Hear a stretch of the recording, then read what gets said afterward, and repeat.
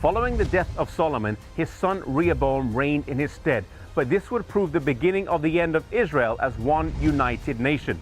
Prior to Solomon's death, one of his mighty men, Geroboamo, had been told by a prophet that the kingdom would be split and that he would become the ruler of 10 of the northern tribes, but that this wouldn't happen until Solomon died.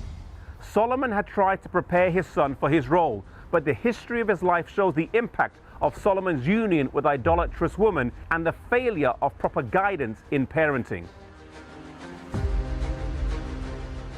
As Rehoboam took to the throne, he was approached soon after by some leading men from the various tribes. They came to ask him if things would get easier under his rulership. In the closing years of Solomon's reign, things had been quite difficult and he had taxed the people heavily. Rehoboam told them to come back in 3 days. Firstly, he approached some older men, and they told him to be kind to the people, to ease their burdens, and they would serve him forever. He wasn't happy with this advice, so he asked some younger men, and they told him to deal sternly with his people and let them know right from the start who was in charge. Flattered by the prospect of consolidating power, he made these younger men his advisors. When after 3 days he was approached by these men, he told them he was going to increase their burdens and taxes. This was never God's plan. He never intended that his people would be treated by the king in such a way.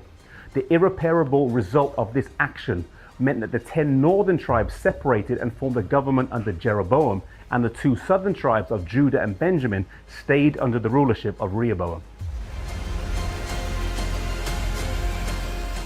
Newly placed on the throne, Jeroboam's greatest fear was that the hearts of the people would one day be won over by the ruler of the throne in Jerusalem. At that time, there was only one temple in Jerusalem, and he wanted to remove any possible reason for the people to need to go there and possibly have their allegiance to the king renewed.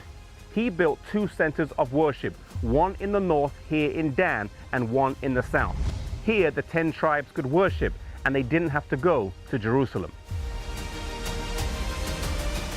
Here in Tel Dan, right behind me, we have the temple that he built with both a holy and a most holy place. Tel Dan today lies on the border with modern-day Lebanon and is an archaeological site. They found the Tel Dan inscription, which is the first mention of David outside of the Bible. He then put in the most holy place 2 calves of gold, but in so doing he violated the plain command of God in the 10 Commandments not to make any graven images. He tried to persuade some Levites to serve as priests, but out of principle they refused, and so he chose men from the lowest rungs of society to act as priests. The people were encouraged to come and worship, that it was too far to go to Jerusalem.